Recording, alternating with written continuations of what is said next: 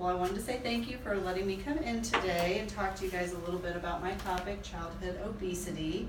I'm in a community health class at Columbia College, and we are doing this for our final community project. So if you've got any questions, this is an open atmosphere. Please just let me know if you've got anything you want to add or a question. We can do that as we go. So our topic is childhood obesity.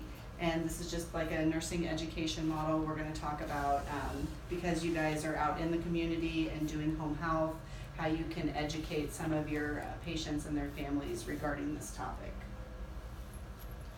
So our goals today that we're going to cover, we're going to talk about some statistical data, some case study data, and then resources that you can use for education in the home. So statistical data for children, BMI that's at or above the 85th percentile but still below the 95th percentile is considered overweight. And that's for children of the same sex and the same age. And then obesity is a BMI that's at or above the 95th percentile for children or adolescents that are the same sex and same age. And then just in case if you're not aware, a BMI is calculated by dividing the child's weight in kilograms by the square of their height in meters. And there's online, in the brochure, there's a website that'll take you to a place where you can calculate that really quickly online. But again, when we're talking about children, it's important for kids and teens, and we're talking ages 2 to 19 here, that you also look at their age and their sex specific for their BMI because they are different. So childhood obesity obviously is on the rise since 1980 at alarming rates. It's doubled for kids aged 6 to 11. It's now at 18% of the population of that age group. And it's quadrupled for ages 12 to 19 at 21%. So that's quite a bit. And then 6% of children that are aged 6 to 11 are considered extremely obese. And again, that's the BMI at the 95th percentile or above. And then 8% of children in that 12 to 19 age group are considered extremely obese as well. So, and this is all aside from like metabolic disorders, genetic disorders. So the main cause of the obesity that we're discussing would be a combination of excessive caloric intake and then decreased energy expenditure over time. So really diet and exercise cause is what we're looking at. So in the case studies that I've looked at for this project, it talks a lot about how complex childhood obesity is, and that obviously it occurs when their weight is above like what a healthy weight would be for their height and age and sex. And again, caused similar to the same with adults. It can be exercise induced or because of lacks of exercise or caloric intake. Also can be based a lot on their behaviors or genetic makeup as well. So there's also evidence that overweight and obese children tend to remain obese and overweight into adolescence and adulthood, obviously. And we know that obesity can lead to many other chronic health conditions as children grow. Also, obese or overweight females also show the greatest psychosocial impairment in recent studies that have been published.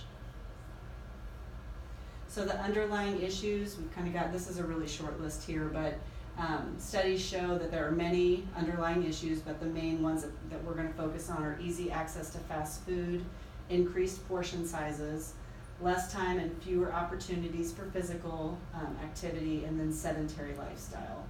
And it's also important to recognize when we're talking about childhood obesity that the socialization of young children usually obviously lies with their parents. So parents not only decide what kids are going to eat, but they also model those behaviors of eating patterns and exercise and things like that. And that's kind of where children learn a lot of those habits, especially from a young age.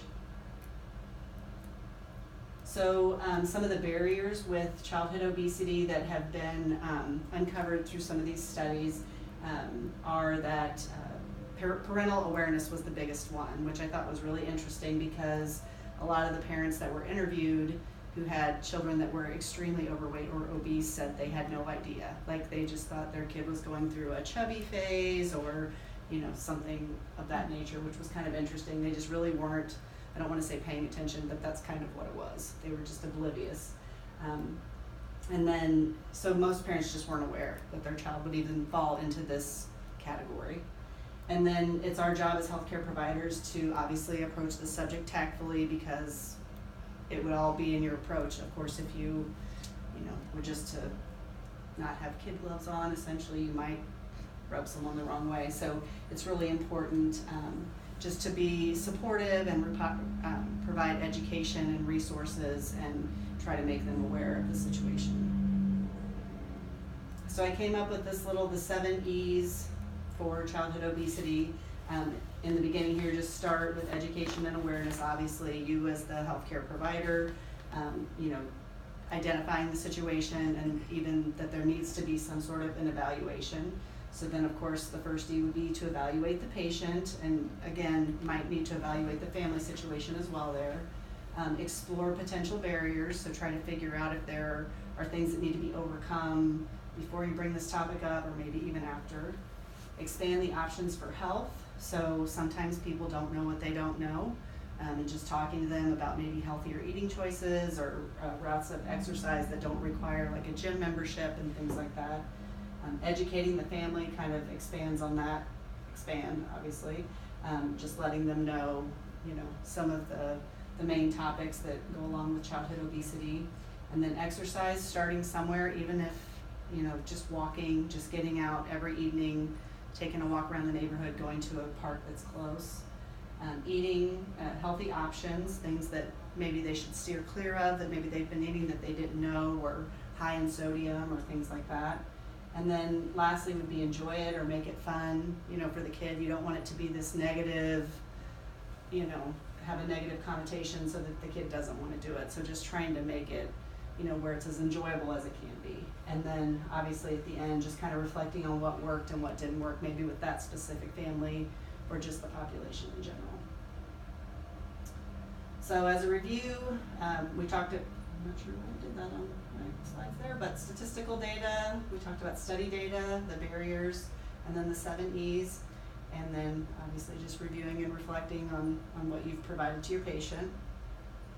So thank you. And then I brought some brochures that I made that have helpful websites in there, and I printed off some other tools that you guys can actually use when you're doing an evaluation or a plan of care with a patient.